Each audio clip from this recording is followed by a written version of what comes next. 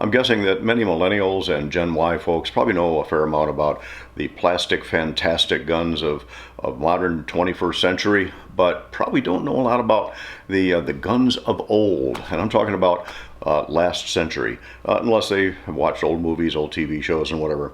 So maybe this will help bring some historical knowledge to them. I want to thank Harry Valentine, the historian for the Washtenaw County Sheriff's Department, for giving me the opportunity to talk about and to shoot the Last Revolver. So please join me for a story and some shooting and maybe a little bit of history mixed in.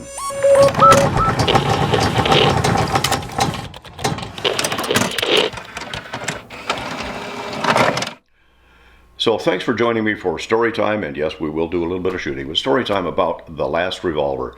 Like everything else in law enforcement, things have evolved greatly, going back to the 9th century, where the reeve, or the guardian of the shire, the term eventually became the sheriff, although that wasn't certainly a term at the time. But that's sort of when maybe formal law enforcement organized way back when. And of course, we all remember the fictitious 12th century Sheriff of Nottingham, Robin Hood's nemesis. The first American sheriff was Captain William Stone. He was appointed back in 1634. And then, of course, the United States Marshal Service was the first, certainly one of the first major organized law enforcement agencies. That was actually legislative action was signed into law by George Washington in 1789. And, of course, we all know the Texas Rangers. Their storied career goes back just over 200 years, back to 1823. And as law enforcement was evolving, so were the sidearms of law enforcement. Going back to the 1800s, the flintlock was probably the sidearm of choice. That was followed by, in the mid-1800s, by the percussion pistol, and followed shortly after that by the percussion revolver. And that, of course, is followed by the single-action cartridge revolver, followed then by the double-action cartridge revolver, the 1800s, early 1900s. And that included the Colt Police Positive 32, eventually the .44 caliber Smith & Wesson model 1917, and eventually everybody seemed to standardize on the .38 special revolver, with a few exceptions, of course. My old department, the Washtenaw County Sheriff's Department, was pretty much uniformly equipped with revolvers made by either Colt or Smith & Wesson, chambered in .38 initially, or .357s, probably actually starting out pretty much with the Model 10 back in the 50s and early 60s. And even my neighboring police department, the Ann Arbor Police Department, can be seen in this photo of practicing on their range. By the way, that's in a residential area now. We couldn't build one of those these days. Practicing on their range back in the, I'm guessing probably the 1950s, and using the technique of the style, one-handed bullseye style shooting. And pistol teams certainly have evolved. We got the shot here from, I think, is going back into the 1960s. I know, trigger finger discipline. Okay, so much for that. And the shot from this, I think, is probably about 1986 or 1987 of the pistol team when I was there. And yeah, that's me, a whole lot younger than I am today. At least two of us have our fingers off the trigger in that particular photo shoot. There have been a lot of sheriffs in Washtenaw County, but the sheriff, if you look at history of Washtenaw County, was Doug Harvey. The late Doug Harvey passed away just recently. And you can see in this photo, going from back the late 60s, he's even carrying a revolver, probably a Model 10, if I'm guessing correctly. And when I started out, I carried a Model 10, then eventually a Model 19, then a couple of different Model 66s. I got one on riding motors here with a Model 66 in a thumb brake holster. We'll talk more about the holsters here in just a minute.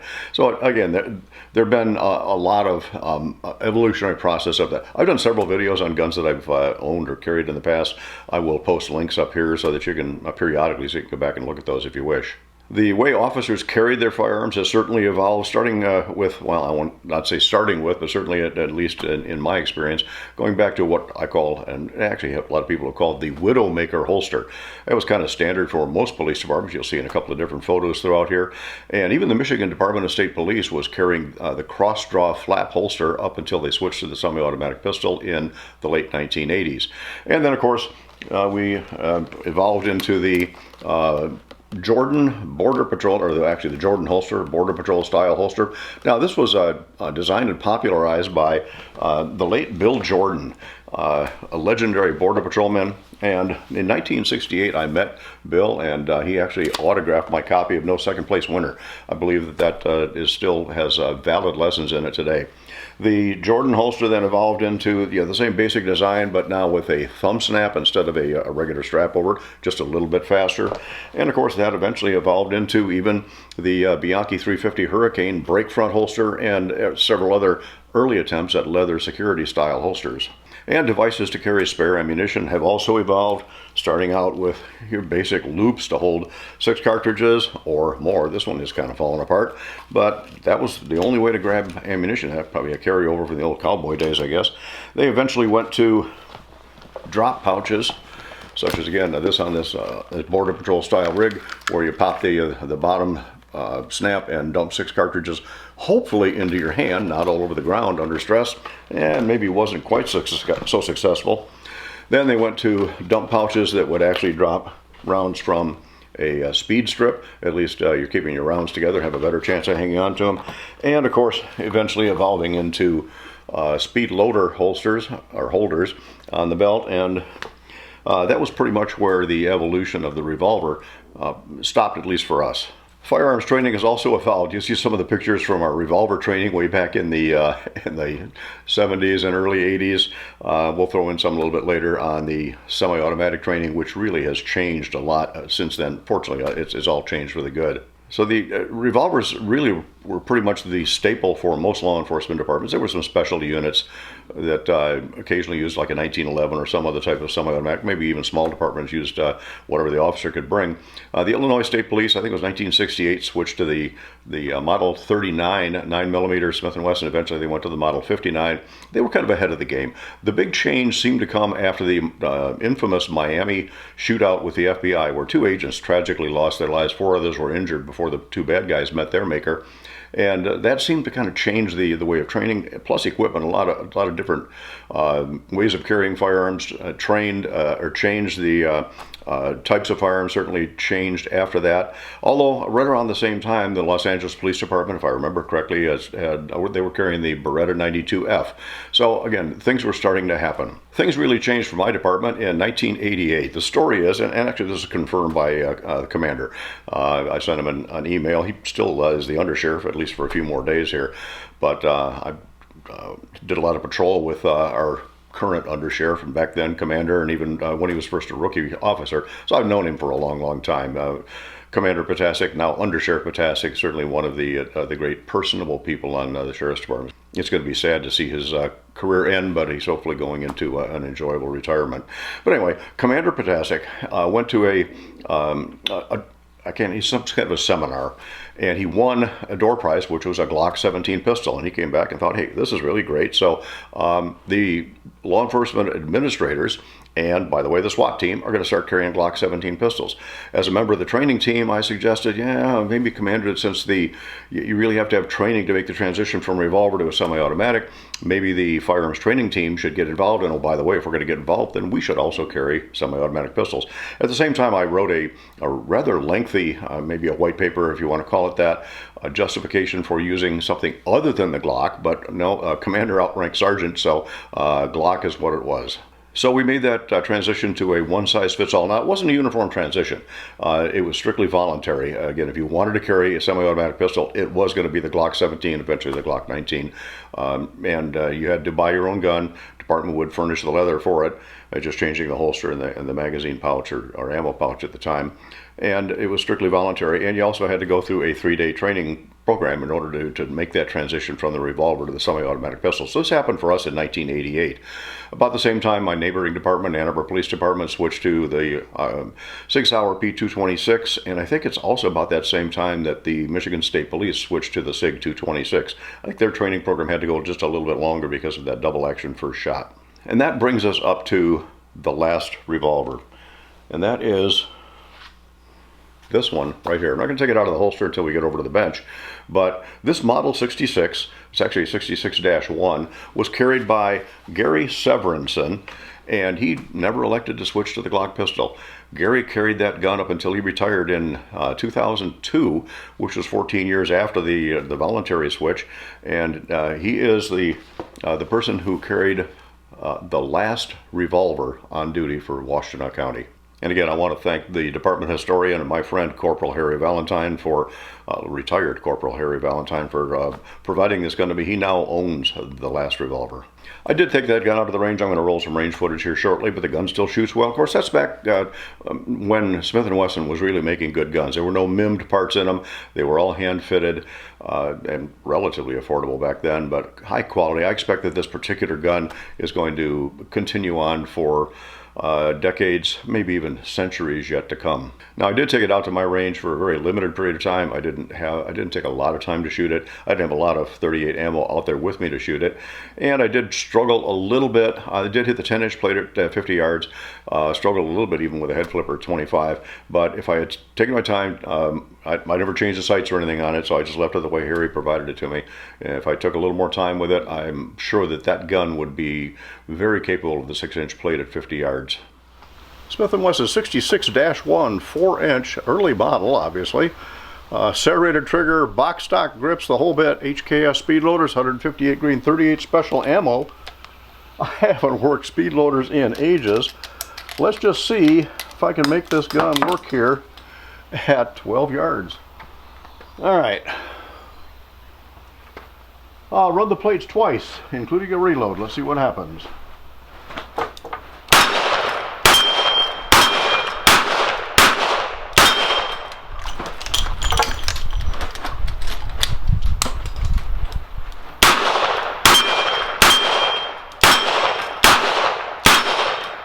Just a couple in there. Let's just run it one more time here.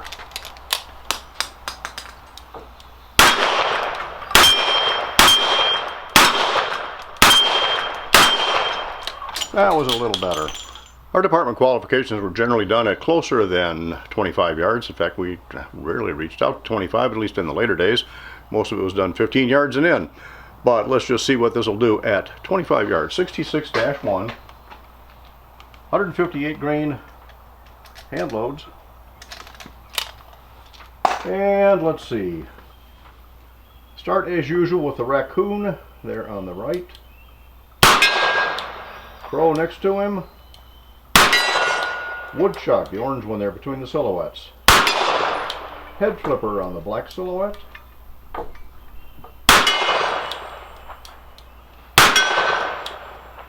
No, one more time.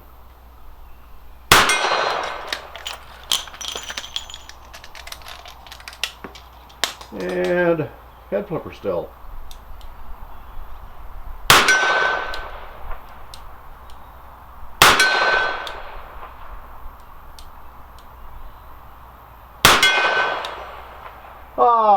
It's not going to move it. I'm not sure where I'm hitting it. Alright, let's just go to the 12-inch way over there on the left. Black with a white center. 8-inch next to it. Oh, come on, an 8-inch at 25 yards? Not getting it. Alright, I have 6 rounds left out here with me, actually 7. I got to see what it'll do at 50 yards. 7 rounds left out of the ammo that I brought out here. I didn't bring a lot. 1 round. Let's just see where 1 round will go. Try the gong here at 50 yards. Got that. Alright, let's just for kicks try the 16-inch high right.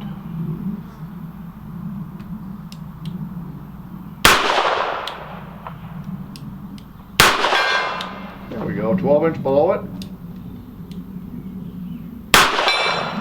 10-inch to the left of the 16.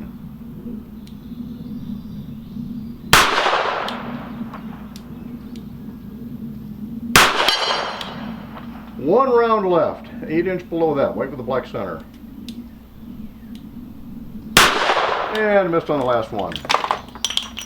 66-1.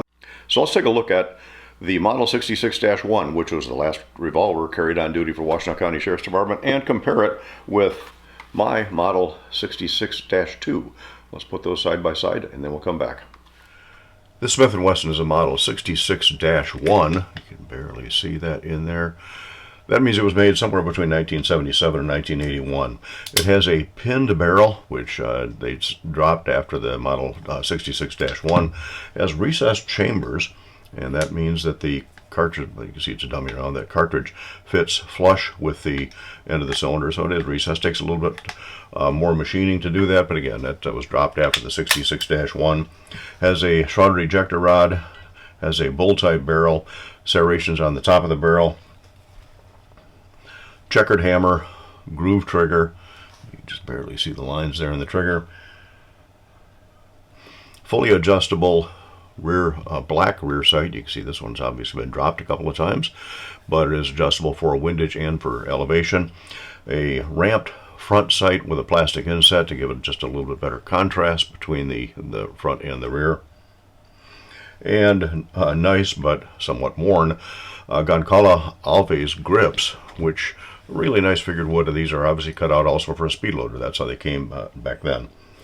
The gun still times perfectly, and again it is empty, so the cylinder does lock up really nice and times, so there's no movement after the hammer fall. And you can see it also has the firing pin as part of the hammer. These are not MIM'd parts either. Back in the 1977-81 vintage, they were all machined. It's a little bit different than the 66-2. See, now this was a little dirty because I shot it a while back, haven't cleaned it yet. So I won this back in 1986, the National Service Revolver Championships. It does not have a pin barrel. It does not have recessed chambers. That means that the rim of the cartridge does stick out behind it. Again, a little cheaper on machining that way. It does have a smooth face trigger, which is what I do really like, and same kind of Goncala Alves grip, or Alves, however you want to pronounce it.